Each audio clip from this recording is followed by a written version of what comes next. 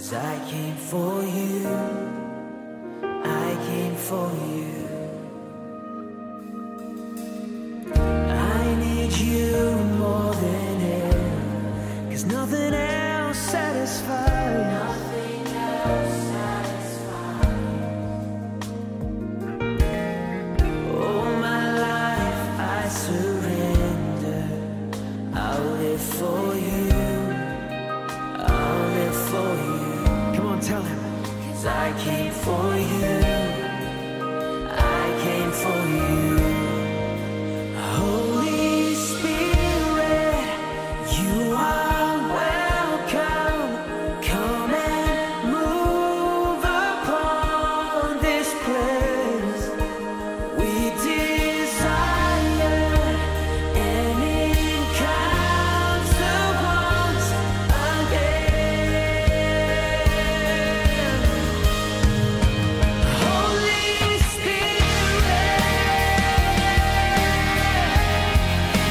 Holy Spirit.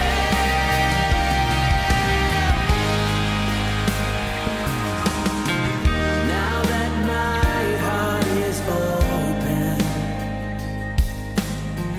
I am ready for you. Haleluya, Shalom Jemaat GBI Ebenezer yang dikasihi oleh Yesus Tuhan kita. Jumpa lagi 24 Mei 2020 bersama dalam online service. Hari ini bersama-sama kita akan beribadah, menghadap Tuhan, naikkan ucapan syukur, pujian, pengagungan bagi Raja kita, sebab Dia layak dipuji dan disembah. Saya berdoa dan berharap saudara dalam keadaan sehat dan baik, sehingga kita sama-sama boleh menikmati sukacita surga dimanapun saudara berada. Kita tetap menyembah Dia di dalam roh dan kebenaran. Bersatu di dalam doa, mari bersyukur. Bapa dalam kerajaan surga, Bapa yang kami sembah dalam nama Yesus Kristus Tuhan kami mengucap syukur buat penyertaan-Mu yang sempurna. Kami mengucap syukur buat anugerah-Mu yang melimpah dalam hidup kami. Walaupun kami dalam keadaan yang tidak baik sekalipun, kami tetap mau bersyukur sebab kami punya Allah yang setia. Hari ini kami bersama-sama menghampiri tahta-Mu, memuji menyembah nama-Mu Tuhan, meninggikan Engkau lebih dari segalanya. Kami mau beribadah menyenangkan hati-Mu, dan kami percaya sesuatu yang baik Tuhan sudah rancangkan dan sediakan bagi setiap kami. Yang sakit disembuhkan, yang lemah diberikan kekuatan, yang susah dihiburkan, yang terikat dilepaskan. Di dalam nama Yesus kami undang Kau Roh Kudus beracara penuh dari awal pertengahan hingga akhir, biar kami boleh menikmati kebaikan demi kebaikan. Kami bersyukur di dalam satu nama, nama yang hidup, nama yang dahsyat, yaitu Yesus Tuhan kami. Kami telah berdoa dan mengucap syukur. Haleluya. Amin. Mari siapkan hatimu, bersama bangkit berdiri, kita naikkan pujian di hadapan Allah kita. Come on. Mari saya ajak saudara semua boleh bangkit berdiri bersama dimanapun saudara berada. Mari naikkan pujian ini bersama dengan ucapan syukurmu. Katakan, oh betapa indahnya hidup di dalam kasih-Nya, hidup di dalam persatuan bersama dengan kasih-Nya. Sama-sama katakan, oh betapa indahnya dan betapa eloknya bila saudara seiman hidup dalam persatuan. Mari katakan, oh betapa indahnya dan betapa eloknya bila saudara seiman hidup dalam persatuan. Bak urapan di kepala harum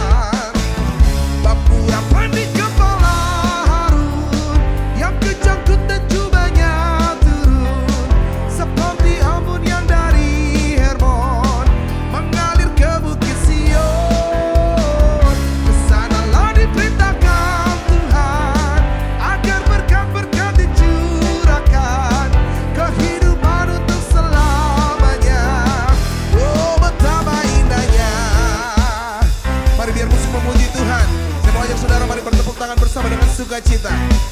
Oh, hidup di dalam kerukunan bersama, hidup di dalam kasihnya, dan kita lihat pertolongannya selalu nyata dalam hidup kita. Mujizat yang terjadi di tengah-tengah hidup saudara dan saya. Amin. Yeah. Come on.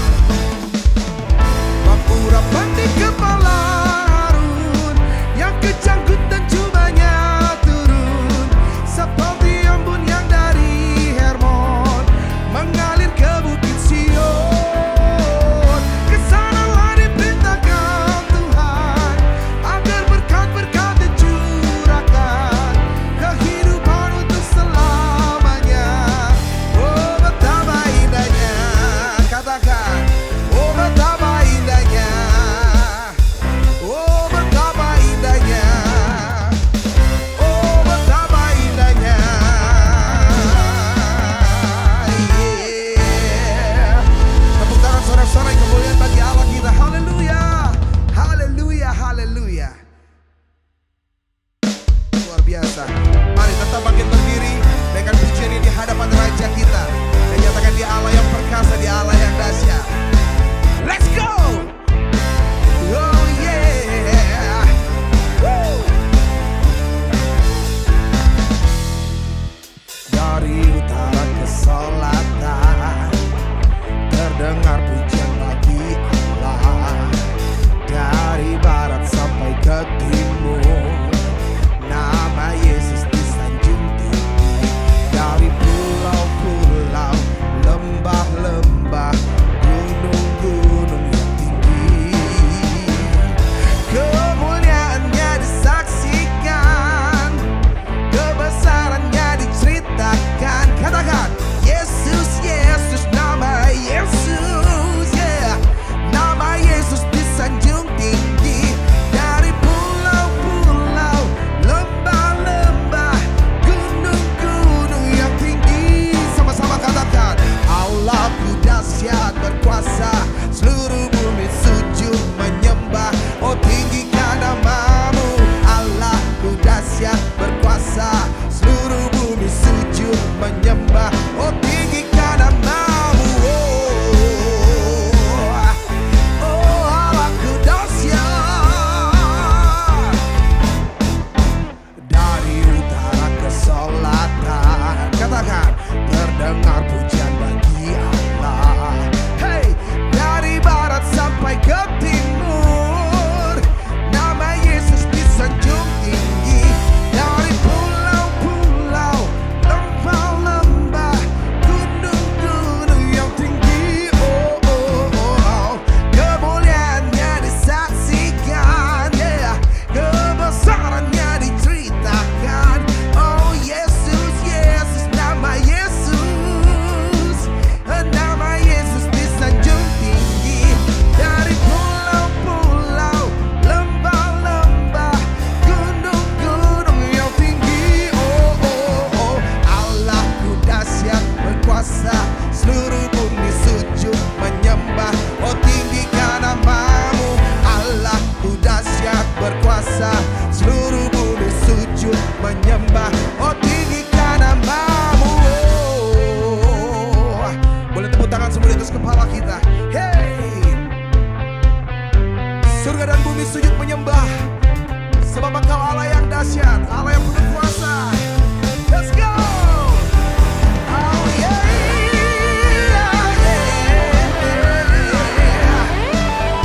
segala hormat kemuliaan hanya bagi Allah kita.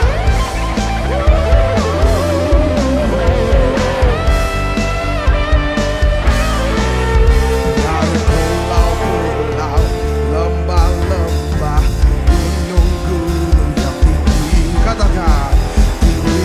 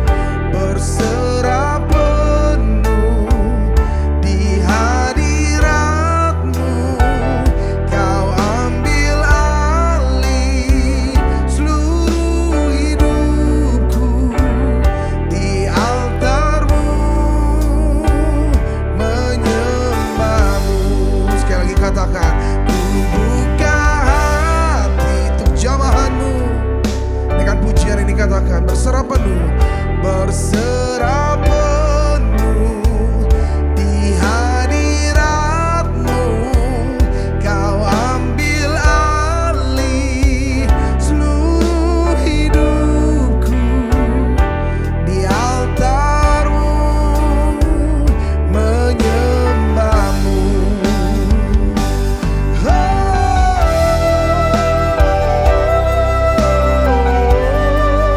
Mari angkat suaramu dan sembah Dia dengan ucapan syukurmu di hadapan. Katakan terima kasih Bapa, terima kasih Yesusku, buat kebaikan-Mu dalam hidup kami. Anugerah-Mu melimpah, penyertaan-Mu sempurna. Mari katakan pujian ini.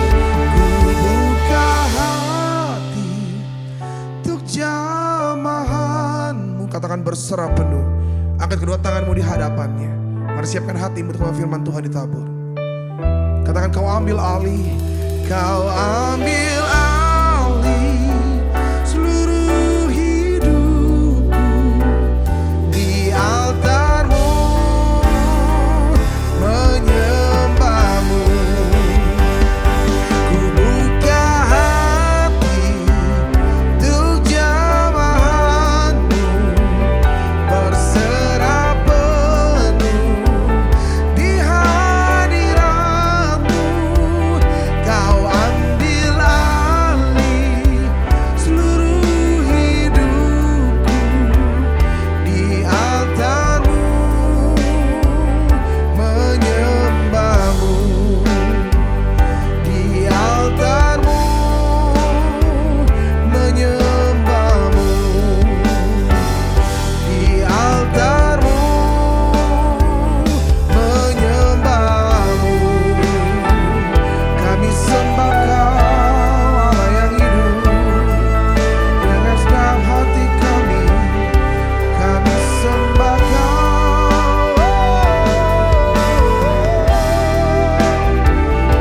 Engkau di dalam kami dan kami di dalam-Mu. Selamanya Kau Allah yang hidup.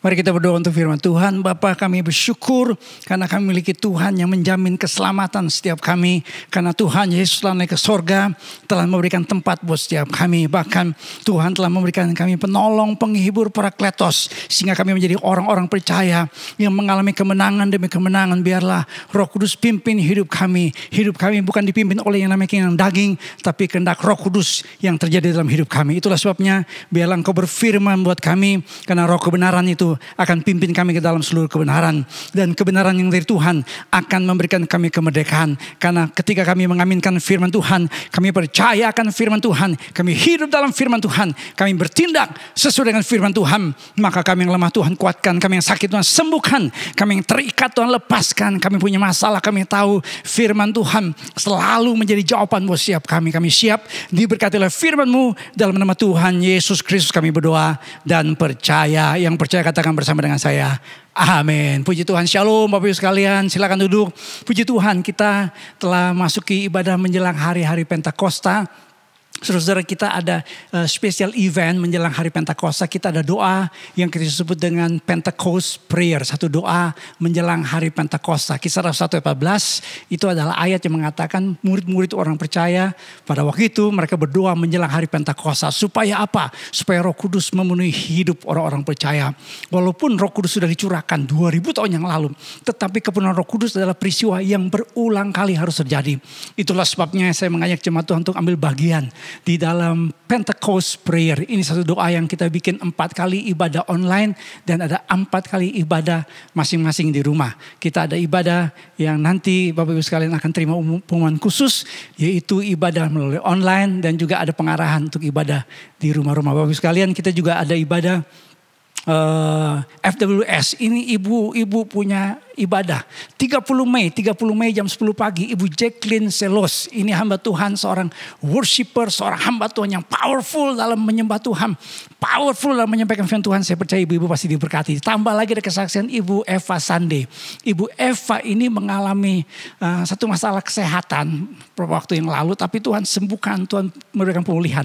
Nanti tanggal 30 Mei. Ya, ibu-ibu punya ibadah ini luar biasa. Banyak yang seperti ibadah kita juga sekarang. Ya, jadi yang mengikuti ibadah ibu-ibu itu sampai di Belanda, di Sydney. Kita pun juga ibadah saat ini ada jemaat Tuhan di bawah pimpinan Pendeta Christian Rawis. Ini adalah rekan pelayanan saya dulu, Pak Pendeta Christian Rawis. Itu pelayanan di Manado. Jadi shalom Pak Pendeta Christian Rawis bersama dengan jemaat. Jadi Pendeta Christian Rawis dengan jemaat itu mengikuti ibadah online bersama dengan kita. Ya, jadi ibadah kita Jemaat Tuhan Karawaci yang di Depok bergabung dengan kita. Dan saya percaya kalaupun kita saudara sungguh-sungguh beribadah, Tuhan pasti memberkati kita. Puji Tuhan. Khotbah saya berjudul pada saat ini Parakletos, yang saya bacakan dalam Kisah Rasul 4 ayat yang ke-31. Kisah Rasul 4:31 berkata, dan ketika mereka sedang berdoa, goyanglah tempat mereka berkumpul itu dan mereka semua penuh dengan Roh Kudus. Lalu mereka memberitakan firman Allah dengan berani. Tahun 90-an saya berjumpa dengan hamba Tuhan Pendeta Theodorus Sabaraka. Saya dulu melayani sebuah jemaat yang rata-rata itu sebenarnya mayoritas suka ke dukun-dukun, suka pegang jimat-jimat. Jadi mereka ini jemaat di daerah belakang Kramat Jaya Baru itu ya masih Kristen yang mistik. Nah, ada hamba Tuhan yang namanya Theodorus Sabaraka, kami undang. Ketika kami undang sekali, jemaat senang banget, jemaat diberkati luar biasa. Kenapa? Karena Pak Theodorus Sabaraka punya latar belakang yang sama. Dia dari dunia perdukunan, dalam kesaksiannya dia pernah mendirikan satu tempat ibadah. Ya bukan tempat kepercayaan lah begitu ya. Yang dulu yang dipercayai, dan Tuhan mengubah dia menjadi seorang hamba Tuhan, menjadi seorang yang percaya. Gara-gara apa? Karena dia nyantet orang Kristen, nyantet hamba Tuhan. Jadi dia mau bikin seorang hamba Tuhan itu muntah darah, yang buat saya kaget. Karena saya dengar langsung kesaksiannya. Dia tuh ke gereja, dia ikut retreat, diundang sama temannya yang Kristen. Tujuannya bukan untuk dengar firman, tapi untuk nyantet pendeta. Makanya dalam gereja kita perlu yang namanya pendoa, kita perlu yang namanya kehidupan rohani yang baik. Karena seorang hamba Tuhan, pengurus gereja, pelayan Tuhan, aktivis, penatua, kita semua harus dalam keadaan yang betul-betul penuh roh. Ya, karena kenapa? Theodorus Sabaraka cerita ketika seorang yang dikuasai Roh Kudus, dipenuhi Roh Kudus, dipimpin Roh Kudus, didiami Roh Kudus, gak bisa disantet. Makanya saya suka tanya sama jemaat Tuhan, orang Kristen bisa disantet apa enggak? Saya jawab saudara, roh yang ada dalam diri kita lebih besar daripada roh yang ada dalam dunia ini. Tuhan Yesus mengatakan di dalam Yohanes 14 ayat 16, mari kita baca. Aku akan minta kepada Bapa, dan ia akan memberikan kepadamu seorang penolong, parakletos, penolong yang lain, parakletos, supaya ia menyertai kamu selama-lamanya. Parakletos diterjemahkan dalam bahasa Inggris dengan istilah helper, counselor, advocate, intercessor, strengthener, standby. Kenapa banyak terjemahan dalam bahasa Inggris? Karena kata ini sebenarnya menunjuk kepada yang namanya penolong di pengadilan, yang berbicara atas nama seorang terdakwa. Ini namanya lawyer, pembela. Saudara, saya punya saudara adalah seorang hakim. Saya punya ipar juga orang-orang yang bekerja dalam dunia pengadilan. Saya kenal ada beberapa lawyer, dan selalu mengatakan bahwa yang namanya pengacara itu menentukan seringkali seorang terdakwa menang apa enggak di pengadilan. Ya, adik saya seorang hakim juga mengatakan demikian. Ya, kalau seorang lawyer bisa memberikan dalil-dalil hukum yang hebat, maka seorang terdakwa bisa bebas. Demikian juga saudara, kita dalam kehidupan kita. Kita seringkali didakwa. Pendakwa kita adalah iblis. Pendakwa kita adalah apa? Masa lalu kita. Pendakwa kita adalah apa? Dosa yang pernah kita lakukan. Pendakwa kita adalah apa? Kejadian-kejadian buruk dalam hidup kita. Masalah kita, persoalan kita. Ya, mudah-mudahan bukan mertua kita. Ya, saudara. Tetapi orang-orang percaya punya yang namanya pembela. Dan saya katakan kemarin pada hari kenaikan Tuhan Yesus, kita punya pembela yang lebih hebat dari segala pembela yang hebat di Indonesia. Karena Indonesia ada pembela-pembela, lawyer-lawyer yang top. Karena kita punya pembela adalah Parakletos, Roh Kudus, Allah yang Maha Kuasa, yang menjadi pembela dalam kehidupan kita. Itulah sebabnya kita adalah pemenang dan lebih dari pemenang. Yang percaya berikan kemuliaan buat Tuhan kita. Puji Tuhan, haleluya. Apa karya Roh Kudus dalam hidup orang percaya? Yang pertama, Roh Kudus, Parakletos, memberikan keberanian bagi orang percaya untuk bersaksi, untuk memberitakan firman Allah. Dikatakan dalam Kisah Rasul 4 ayat yang ke-31. Dan ketika mereka sedang berdoa, goyanglah tempat mereka berkumpul itu. Dan mereka semua penuh dengan Roh Kudus. Lalu mereka memberitakan firman Allah dengan berani. Haleluya, puji Tuhan. Padahal kalau kita baca di dalam Kisah Rasul pasal yang keempat, ayat-ayat sebelumnya, mereka diancam, mereka tidak boleh beritakan nama Yesus. Mereka mendapatkan larangan, tekanan, mereka diintimidasi, mereka disiksa, mereka dimasukkan dalam penjara. Kalau kita baca dalam Kisah Para Rasul, orang-orang percaya pada waktu itu, pada hari Pentakosta pun mereka sudah diejek, ditekan, diintimidasi. Tetapi saudara, saya menemukan dalam Alkitab, orang-orang percaya, mereka berani beritakan firman Tuhan, mereka tetap berani bersaksi tentang Kristus Tuhan yang hidup. Mereka di dalam tekanan yang luar biasa, mereka menjadi pemenang, saudara. Kenapa? Karena ada yang namanya Parakletos. Saya bandingkan dengan yang namanya Petrus dan Yohanes yang di hadapan sidang mahkamah agama Yahudi. Saudara tahu ketika Yesus disalib, itu adalah proses dari hasil dari sidang mahkamah agama Yahudi. Ini adalah satu sidang yang tertinggi. Ada kelompok yang disebut dengan Sanhedrin. Ini kelompok para penatua yang bisa menjatuhkan hukuman buat orang yang dianggap menghujat agama. Saudara, tetapi Petrus dan Yohanes ketika ditanya dengan kuasa manakah atau dalam nama siapakah kamu bertindak demikian itu? Maka jawab Petrus, penuh dengan Roh Kudus. Saudara, ungkapan penuh dengan Roh Kudus ini membuat saudara satu keyakinan buat kita bahwa ketika orang percaya didiami oleh Parakletos menguasai kita. Istilah penuh, plero kata Yunaninya, saya sempat singgung kemarin pada hari kenaikan Tuhan Yesus. Itu artinya orang yang dikuasai, influenced by. Jadi orang yang dipenuhi Roh Kudus adalah orang yang dikuasai oleh Roh Kudus. Kalau orang Kristen mengatakan penuh Roh Kudus, tetapi menguasai dia adalah Roh Kudus, saudara, dia tidak dipenuhi oleh Roh Kudus. Karena orang yang dipenuhi Roh Kudus adalah orang yang hidupnya dipengaruhi, influenced by the Holy Spirit. Petrus kita tahu saudara adalah orang yang pernah menyangkal Tuhan. Makanya saya pernah cerita Petrus pernah jangka pintu sorga. Ada anak muda meninggal. Ya, waktu dia meninggal dia gak pernah ke gereja.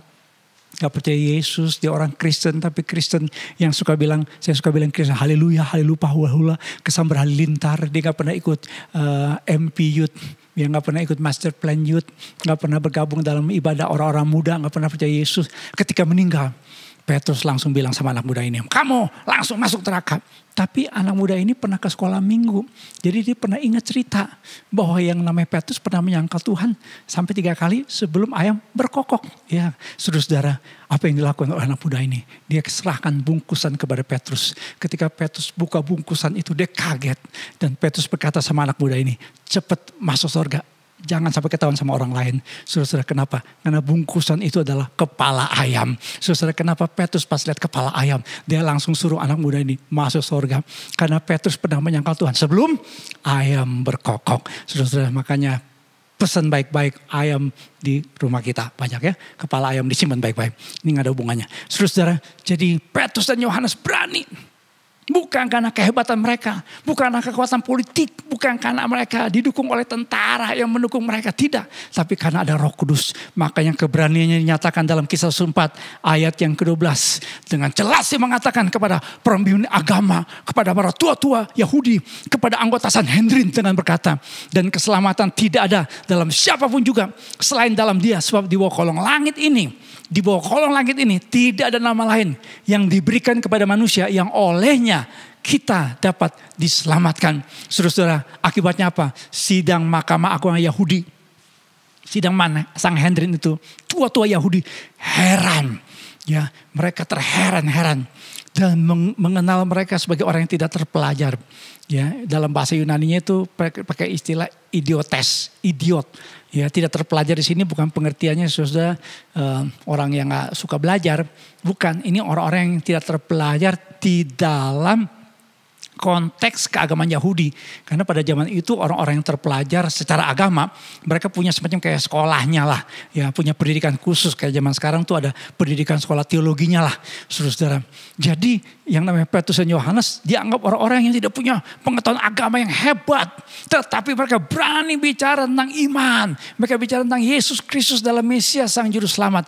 Saudara-saudara, kalau kita lihat dalam Matius 28 ayat 17, Markus 16 ayat yang 14, Lukas 24 ayat 37, Yohanes 20 ayat 19. Murid-murid sebenarnya dalam keadaan yang tidak siap untuk bersaksi.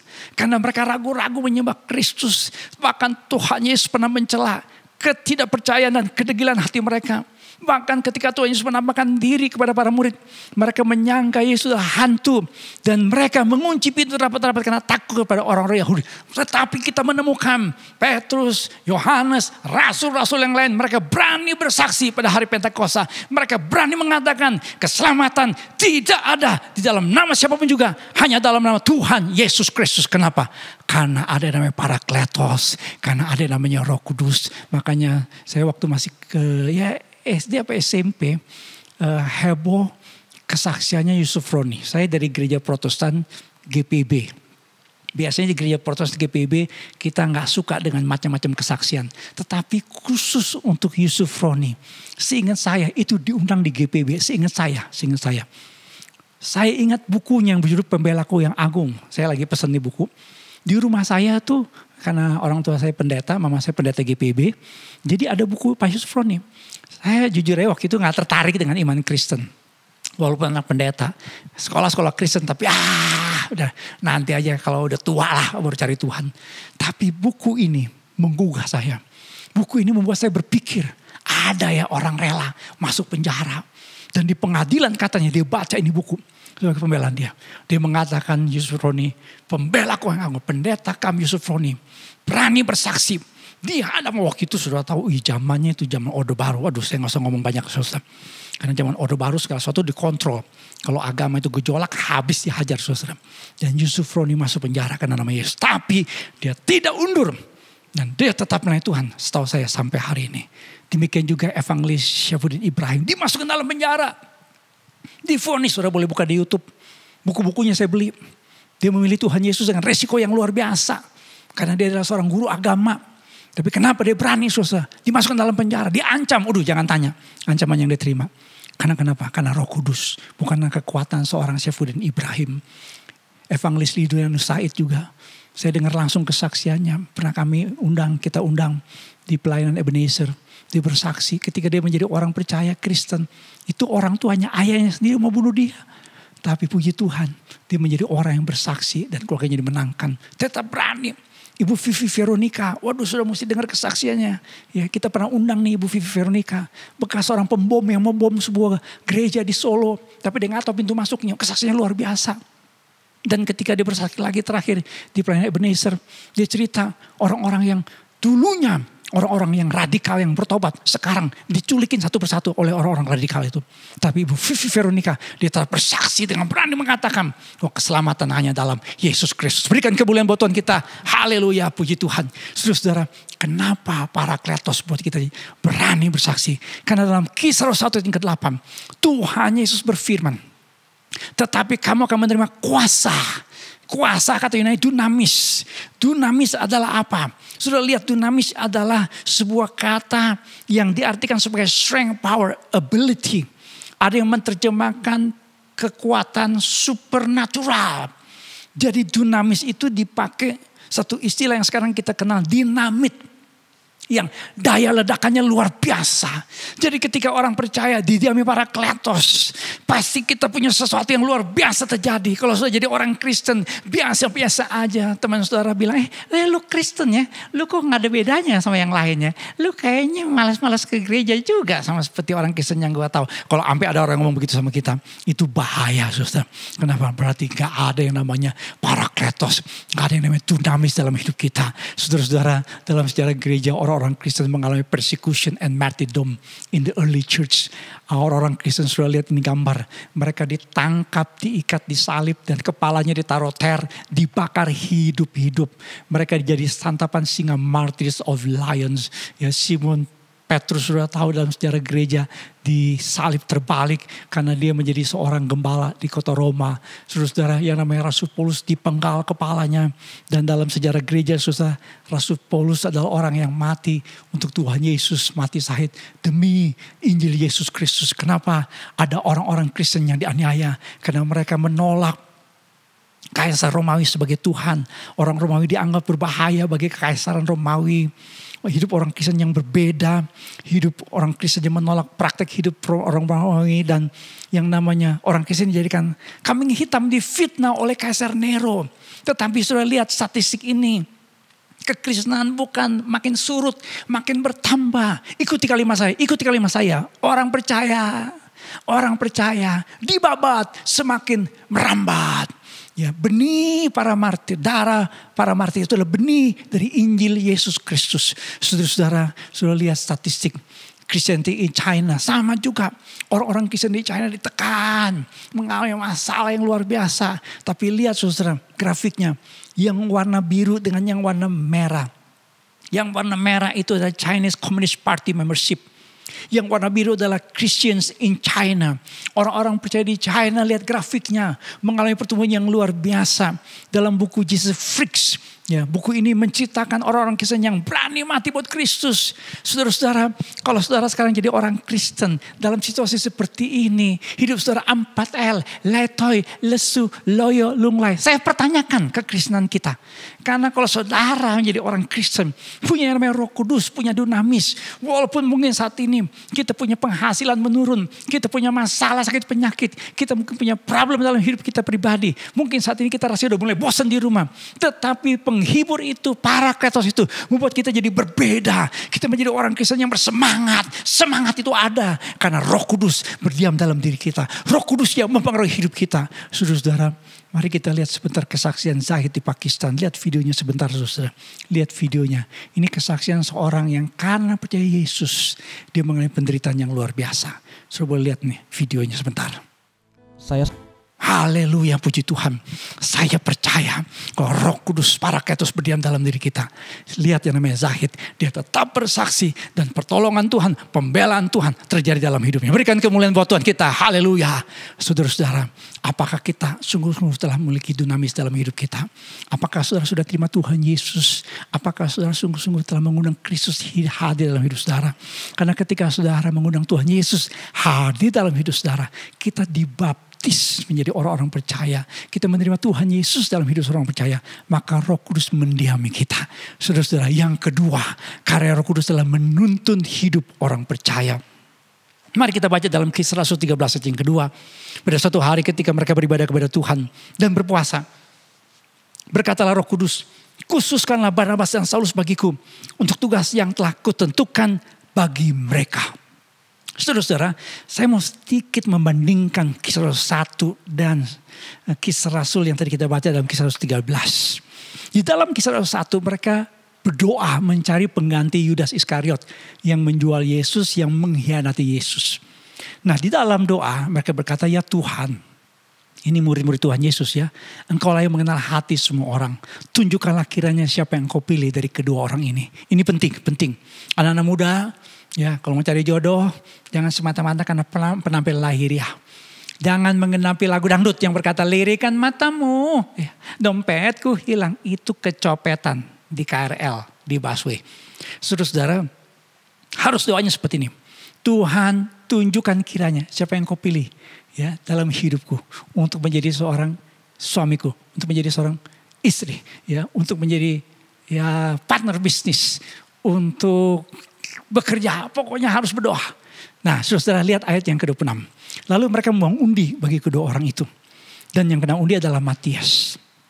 Tapi kalau saudara lihat, di dalam Kisah Rasul pasal yang kedua dan selanjutnya, tidak pernah lagi mereka membuang undi. Mereka buang undi dalam sejarah orang Israel pakai Urim dan Tumim. Saudara, mereka tidak pernah buang undi. Kenapa mereka tidak buang undi? Kenapa nggak ada undian? Karena undiannya sudah diambil oleh BCA, ya, sudah diambil oleh Tokopedia sama Shopee. Kita sekarang banyak belanja melalui Tokopedia, Bukalapak, Shopee, ya, Grab, GoSend dan segala macam dah. Tiap hari dah, ya nggak kita dapat temen kiriman. Saudara, nggak ada lagi undian. Kenapa saudara? Karena Kisah Rasul pasal yang kedua. Setelah Roh Kudus mendiami orang percaya. Setelah Tuhan Yesus berkata ada penolong Parakletos. Maka kita menemukan dalam Kisah Rasul pasal 8 dan 9. Ada ungkapan lalu kata Roh kepada Filipus. Lihat berkata Roh kepada Petrus. Kisah Rasul 16 ayat yang ke-6. Ketika Paulus dan Silas mau mencoba masuk wilayah Misia Bitinia. Dikatakan Alkitab Roh Kudus mencegah mereka. Kisah Rasul 5 ayat 32 bahkan para pemimpin gereja berkata, dan kami adalah saksi dari segala sesuatu itu, kami dan Roh Kudus, keputusan Roh Kudus dan keputusan kami. Saudara-saudara, gereja Tuhan perlu mengambil keputusan bukan semata-mata karena kepintaran, hikmat, kecerdasan pemimpin gereja. Kita perlu berdoa. Saya selalu saudara minta rekan-rekan pelayanan bahwa ada keputusan penting. Memang nggak harus yang aneh-aneh ya. Ya dulu sih di awal-awal saya melayani, ya saya ingat dulu kita mau doa untuk makan siang. Teman saya yang ditunjuk untuk doa makan siang, doanya lama banget. Dia doa, nyata dia berdoa cari kehendak Tuhan. Mana yang mau dimakan, tempe apa tahu lah, masa ribet-ribet gitu ya. Dulu di awal-awal pelayanan kita mau pergi pelayanan, ya ketua tim pelayanan saya di pinggir jalan diem aja, ya nungguin mikrolet. Saya lihat ada mikrolet lewat. Mikroletnya kosong, teman saya diem ya. Saya tanya, Bung, kenapa mikroletnya? Ya kita nggak stopin. Dia bilang, Tuhan belum suruh. Waduh, jangan begitu-begitu dah. Ya nggak begitu saudara. Tetapi nanti saya akan tunjukkan buat saudara, bahwa keputusan orang percaya dalam berapa hal tertentu, kita perlu minta hikmat dari Tuhan. Saudara-saudara, saya mau tunjukkan dulu hasil sebuah survei di Amerika Serikat. Jadi ada semacam kayak pandangan teologi, American Theological Views about God. Coba lihat, mereka ditanya tentang the Holy Spirit. The Holy Spirit is a force, not a personal being. Lihat, ini aliran-alirannya. Rata-rata orang Americans, 64% mengatakan bahwa Holy Spirit bukan pribadi. Ya, bukan pribadi, tapi hanya kuasa saja. Rata-rata, ya lihat macam-macam gerejanya dari Katolik, Evangelical, orang Injili, Protestan, tradisional, dan orang-orang non-Kristen. Ya, Jesus is the first creatures created by God, itu kita nggak bahas. Tapi lihat saudara, the Holy Spirit is a force, not a personal being. Nah saudara, saya katakan ini pandangan yang keliru. Bahwa yang namanya Roh Kudus bukan sekedar kuasa. Ya, mohon maaf saya harus sebutkan ini pandangan dari bidat-bidat. Roh Kudus adalah Allah. Makanya kenapa Parakletos itu kalau pakai bahasa Yunani pakai artikel ho, ya enggak, ho, ya. Yos, ya itu satu ungkapan kata benda pribadi, ya kita dibaptis dalam nama Bapa dan Anak dan Roh Kudus. Ya kalau sudah belajar bahasa Yunani, kalau Bapa, Anak, Roh Kudus dikaitkan dengan kata dan itu kai, itu berarti Bapa, Anak, Roh Kudus itu sejajar. Bapa adalah Allah. Yesus Kristus adalah Allah, Roh Kudus adalah Allah. Saya pernah bikin seminar tentang Allah Tritunggal, Allah yang Tritunggal yang kita percayai. Saya dulu di gereja Protestan, saya bilang ini lagu ya mesti kita sering ingat, kita sering mungkin mesti nyanyikan. Ya walaupun mungkin ini lagu ciri khas di gereja Protestan. Yang lagunya begini, hormat bagi Allah Bapa, hormat bagi anaknya, hormat bagi Roh penghibur ketiganya yang esa. Haleluya, haleluya, ketiganya yang esa. Wih, ini lagu megah saudara. Ini lagu yang alkitabiah. Roh Kudus bukan sekedar sebuah kuasa, tapi Roh Kudus adalah Allah sendiri yang ditaruh dalam hati kita. Karena kita terima Tuhan Yesus, maka Roh Kudus berdiam dalam diri kita. Wih, ini satu berkat Tuhan yang luar biasa. Tuhan Yesus berfirman, Dia akan memimpin kita ke dalam seluruh kebenaran. Roh Kudus yang berdiam dalam diri kita, itu jaminan keselamatan buat kita. Tetapi ketika kita masih hidup dalam dunia, Dia memimpin kita ke dalam seluruh kebenaran. Kata mimpin dari kata Yunani Hodegos. Hodegos ada yang menerjemahkan guide. Kalau saudara ikut yang namanya wisata, ada yang namanya guide. Itu pemandu jalan. Kalau saudara nyelonong-nyelonong sendiri, saudara bisa gak nyampe ke hotel saudara bisa gak balik lagi. Kita perlu ada namanya guide. Dalam bahasa Yunani seringkali kata ini dipakai untuk menuntun orang yang terbatas penglihatannya. Saudara-saudara, jadi Hodegos itu adalah satu karya Roh Kudus yang mimpin hidup orang percaya. Saudara-saudara, 3 hal ini kita harus minta Roh Kudus pimpin kita. Yang pertama, keputusan dalam menerima keselamatan kita. Yang kedua, keputusan di dalam panggilan hidup. Yang ketiga, keputusan di dalam pasangan hidup. 3 hal ini, saya ulangi lagi, untuk keselamatan kita, untuk panggilan hidup kita, dan yang namanya pasangan hidup kita. Kalau salah satu, yang pertama, itu tidak benar, saudara tidak sungguh-sungguh percaya Yesus, ini berbahaya. Ya, saudara akan binasa. Tapi kalau saudara sudah percaya Tuhan Yesus sebagai Tuhan dan Juru Selamat dalam hidup saudara, puji Tuhan. Itu berkat Tuhan yang luar biasa. Tapi yang kedua, panggilan hidup.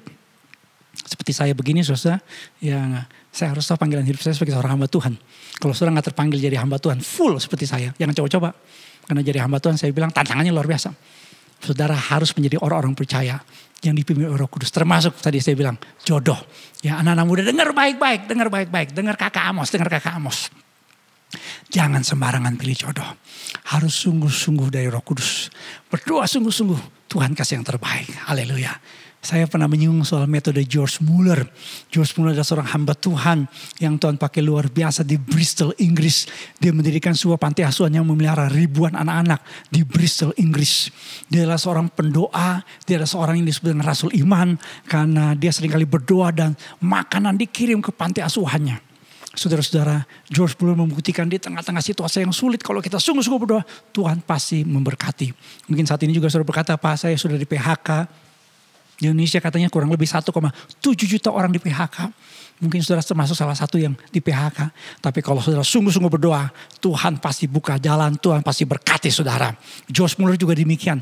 Dia pelihara ribuan anak-anak panti asuhan. Tapi setiap kali berdoa, mujizat Tuhan nyatakan dengan luar biasa. Apa rahasianya? Dia berkata begini, pertama-tama saya berusaha dalam hati saya, tidak ada yang namanya kehendak sendiri lagi dalam satu hal. Jadi artinya dia mengosongkan yang namanya keinginannya, ambisinya, pikiran duniawi, pikiran manusiawi. Tapi dia minta supaya Roh Kudus yang pimpin dia. Dia mengatakan 90%. 90% ini kesulitan kita di sini. Saudara, dalam 1 Tesalonika pasal 5:23 ada yang namanya roh, jiwa, dan tubuh. Nah, kepekaan kita, coba saudara lihat, yang paling dalam itu harus ada roh. Karena kalau saudara bicara tentang Roh Kudus berdiam, itu berdiam di roh kita.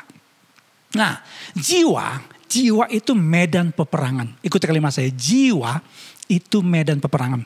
Jiwa itu adalah pikiran, perasaan, dan kehendak.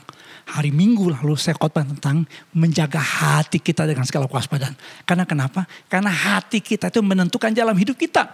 Karena hati kita itu medan peperangan. Medan peperangan. Antara apa? Keinginan daging kita yang kita terima melalui tubuh kita. Apa yang kita lihat, kita rasa, kita ya nonton. Orang katakan sama kita. Ya, tubuh kita yang lemah. Itu bisa mempengaruhi jiwa kita. Sehingga orang bisa jadi lemah. Saya pernah khotbahkan dengan Nabi Elia yang diancam oleh seorang perempuan yang namanya Isabel. Dia langsung meminta mati. Padahal dia seorang Nabi Tuhan. Nah, kita sebagai orang percaya harus kuat dalam roh kita. Di mana Roh Kudus berbicara buat kita. Dalam hati kita. Saudara, Roh Kudus itu harus sungguh-sungguh menguasai roh, jiwa, hidup kita. Supaya kita punya kepekaan saudara terhadap suara roh yang ada dalam kita. Maka kepekaan kita, saudara lihat ini saudara lihat. Itu seperti kayak megang benda wajan. Penggorengan, benda wajan. Ya. Kalau kita sering kali megang benda-benda yang seperti begitu, lama-lama tangan kita kapalan. Kalau kita sering mengeraskan hati, kalau kita sering kali tidak taat pada suara Roh Kudus, kita sering kali berjalan menurut kehendak sendiri. Ya, sakarapnya dewe saudara. Maka Roh Kudus tidak lagi peka, tidak sensitif. Ikuti saya 3. Sensitif di hati kita. Itulah sebabnya saudara, kita harus belajar punya kepekaan. Saya pernah menyaksikan Pastor Captain Rico Setamavela. Nah, saudara, yang beberapa waktu yang lalu kita minta bersaksi yang Tuhan sembuhkan dari COVID-19. Saya pernah menyinggung sebenarnya Kapten Rico Setamavela itu Tuhan lalukan dari sebuah peristiwa yang mengerikan tanggal 28 September 2018. Karena pesawat yang diterbangkan tuh nyaris kena yang namanya gempa bumi dahsyat di Palu, tsunami dan gempa bumi yang terjadi di sana. Nah, saudara-saudara, ini ada sedikit videonya saja. Ya, nah kayak gimana saudara dia bisa luput?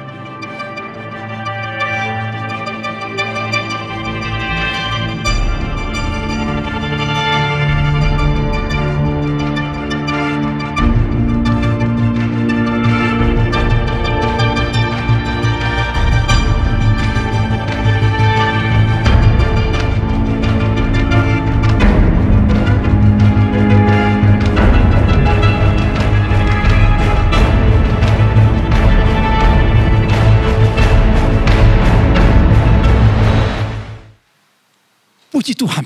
Apa yang terjadi saudara? Itu bukan karena Kapten Rico Satamavela. Ya, dia pilot yang handal. Tetapi untuk peristiwa itu, dia bersaksi tadi saudara, bahwa dia digerakkan oleh Roh Kudus. Ini yang kita perlukan dalam hidup kita. Karena kenapa?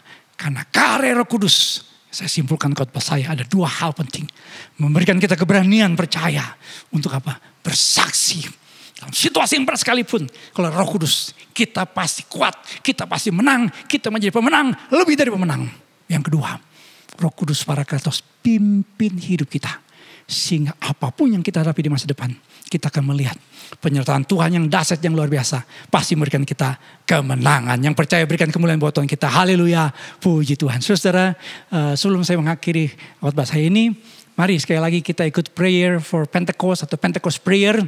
Nanti ada pengumuman khusus yang kita akan terima. Tapi kita percaya ketika kita berdoa, pasti ada mujizat Tuhan, ada kuasa Roh Kudus, ada Parakletos yang memimpin hidup kita dari kebenaran kepada kebenaran. Amin. Tuhan memberkati. Mari kita berdoa. Kami bersyukur Tuhan, karena ketika Tuhan Yesus naik ke sorga, kami mendapatkan jaminan keselamatan. Karena tempat di mana Tuhan berada, kami pun juga akan berada di sana. Tetapi sementara kami hidup di dunia, Engkau tidak meninggalkan kami seperti yatim piatu. Tapi Engkau memberikan kami penolong Parakletos. Kami bersyukur untuk Parakletos. Untuk roh penghibur, roh kebenaran yang diberikan dalam kehidupan kami. Kami punya pembela, pengacara di atas segala pengacara. Pengacara yang maha kuasa yaitu Roh Kudus. Yang menjadikan kami pemenang. Mungkin saat ini ada jemaat Tuhan yang sedang mengalami tantangan, persoalan, kesulitan, himpitan, konflik. Mungkin juga ada di antara kami yang sedang punya masalah di pengadilan. Tuhan, biarlah kami percaya kami memiliki yang namanya Parakletos, penolong kami. Yang memberikan kami kekuatan. Berikan kami keberanian Tuhan. Berikan kami menjadi orang-orang percaya. Menjadi orang-orang percaya yang tetap bersaksi di tengah-tengah situasi yang seperti ini. Jadikan kami menjadi orang-orang percaya yang punya kepekaan mendengar suara Tuhan. Sehingga kami hidup di dalam kebenaran. Hidup dalam kekudusan. Kami hidup memuliakan nama Tuhan. Kalau ada di antara kami yang mungkin menyimpan sakit hati kepahitan Tuhan. Biarlah Allah Roh Kudus menolong kami. Menghasilkan yang namanya kasih, sukacita, damai sejahtera dalam diri kami. Kami menghasilkan yang namanya buah Roh Kudus sehingga kami menjadi orang-orang percaya yang mengalami kemenangan demi kemenangan. Terima kasih Bapa, karena Engkau Tuhan yang berfirman, dan biarlah firman Tuhan berakar, bertumbuh dan berbuah. Hidup kami dirubah karena kuasa Tuhan. Pada hari-hari ini Tuhan, biarlah kami diingatkan terus akan kehadiran Roh Kudus dalam hidup kami, sehingga kami terus mau berdoa yang namanya untuk Indonesia. Kami mau berdoa untuk presiden kami, pimpin kami Tuhan. Biarlah dalam suasana pandemik virus corona ini, kami boleh melihat ada kebijaksanaan, ada yang namanya hikmat dari Tuhan atas pimpin kami. Kami mau tetap berkata buat Indonesia, Shalom bagi Indonesia, Shalom bagi Indonesia, Shalom bagi Indonesia. Kami tetap berdoa untuk para tenaga medis yang sedang berjuang. Mungkin ada yang sudah mulai lelah, ada yang sudah mulai tawar hati, ada yang sudah mulai merasai putus asa. Tuhan berikan kekuatan buat para tenaga medis, untuk para pasien juga ya. Mungkin juga ada di antara pasien yang sudah mulai mengalami keputusasaan, sudah mulai lemah. Tuhan berikan kekuatan. Kalau ada anak-anak Tuhan yang terpapar virus corona, Tuhan sembuhkan oleh bilur Tuhan Yesus. Kami percaya mujizat masih terjadi. Kami juga mau berdoa Tuhan untuk persembahan yang diberikan oleh anak-anak-Mu. Tuhan kuduskan, Tuhan layakan. Kami memberi Tuhan karena kami percaya Tuhan telah memberi yang terbaik, keselamatan yang kekal, Roh Kudus dalam diri kami, kemenangan, pelindungan, keajaiban. Tuhan telah nyatakan buat setiap kami. Itulah sebabnya Tuhan, Engkau memberkati persembahan kami, persembahan diakonia, persembahan EH Peduli, persembahan misi, bahkan kami mengembalikan miliknya Tuhan yaitu persepuluhan.